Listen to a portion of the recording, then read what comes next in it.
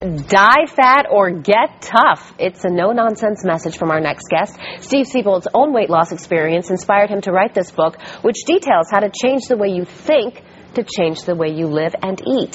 And he joins us now. Steve, good morning. Thank you for being here. Thanks, Achieva. Good morning. Well, you look very fit. Thank you. You too. And you have been for some time now. You actually lost a considerable amount of weight yourself. Tell me about that experience and what kind of happened to you? How did you get to that point in your life? Well, I'm a professional speaker, and I travel all over the world giving speeches and working with large organizations and on mental toughness. And I was on the road a lot, and all of a sudden, it's about 5, 6 years ago, and I just noticed I was gaining weight. I never really paid attention to it before. I was always an athlete, as a professional athlete in the 1980s, and so all of a sudden I'm starting to look in the mirror and see this extra weight. So I went to a friend's wedding, which is the activating event, and people sort of half recognized me, and I thought, I need to solve this problem.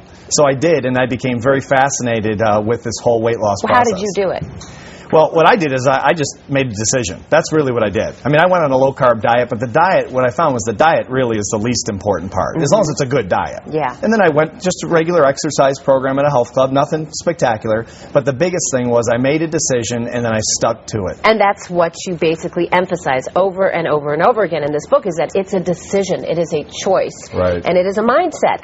And some might say you're a little harsh, actually. Some people have. I guess it is tough love. You could call it that. Let's talk about, the way the book is set up. You call them 101 differences that you can make in your life, and each chapter, if you will, is one of the differences. So one of them, I kind of chose a few that struck me.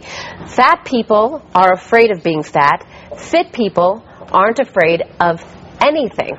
Is that not a bit of an overstatement? Well, what we did was we interviewed people for 5 years after I got fit because, like I said, I became really enamored with this whole thing. Yeah. And what we found is most people are living in a fear-based consciousness. Most people's goal that we interviewed, and we've interviewed thousands of people over the years, is to be comfortable in their life. Yeah. And what we found was with people that go from fat to fit, have a mindset after they get to the fit level that they can take on anything. It makes them fearless. It makes them fearless. I've never seen anything this powerful in terms of personal transformation. It's incredible. Wow. Okay, another one. Fat people are enthusiastic about their diet until they get hungry.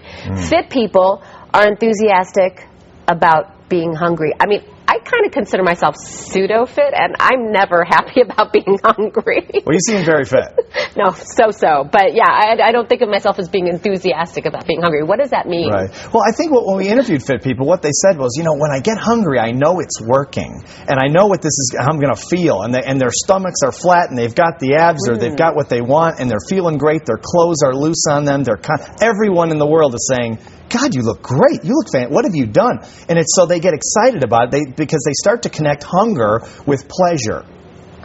It's a little counterintuitive at first, but when you interview a lot of people over time, the fit people talk completely differently than fat people. So it's about that positive reinforcement they're getting. Just massive positive reinforcement when they go from fat to fit. Right. Okay, another one. Fat people believe you get fatter as you age. Fit people believe you have to be more strategic as you age. And I mean, you've experienced this yourself. I mean, as we get older, we kind of slack off a little bit. Sure. We tend to pack on the pounds, whether we are conscious of it or not.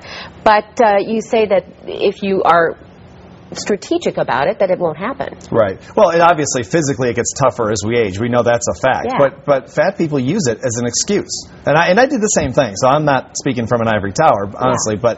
But that's really what it's all about, is that fit people say, you know what, you just have to be more strategic. They don't allow themselves that kind of an excuse. That's why they're fit. So it's because they remain conscious about it. Yes. They're constantly reminding themselves about it. Another one. Fat people associate with fat people. Fit people associate with fit people. That's what we found. That's over not the true. years. Steve, really? Over the years, that's what we found. Fit people like to be around other fit people because consciousness, Einstein said a long time ago, consciousness is contagious. Successful people like to be around successful people. I've interviewed successful people around the world for 25 years. Winners like to hang with winners. And I know it sounds elitist, and I know it can be offensive, and it's reality. It's like, don't judge a book by its cover, but everyone does. But no one talks about it. It sounds a little harsh. It is harsh, but it's true. The truth hurts sometimes, and the masses don't like objective reality sometimes because it stings. And I've been stung by it a lot of times as well. I mean, you've been in that position, so I guess you're speaking from experience yourself. I understand it. I really do. Yeah, okay. Yeah. Another one. Fat people see dieting as drudgery, but fit people see dieting as fun? because of the pleasure. Not the actual experience of dieting, when you're hungry, but I think over time, they associate it again to such massive pleasure and change, they start to think they can do anything. And this is over, again, years of interviews, and then I experienced it myself.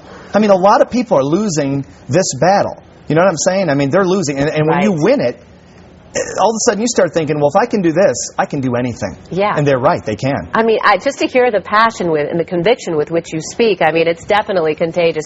I can see that you really care about this. And the fact that you want to share your experiences with others to motivate them and help them to lead a healthier lifestyle, that's commendable. Thank you. Thank you for stopping by, Appreciate Steve. Thank you, Suchita. For more on Steve Siebold's Die Fat or Get Tough, log on to myfoxatlanta.com. You'll see a link to Steve's website on the Good Day page.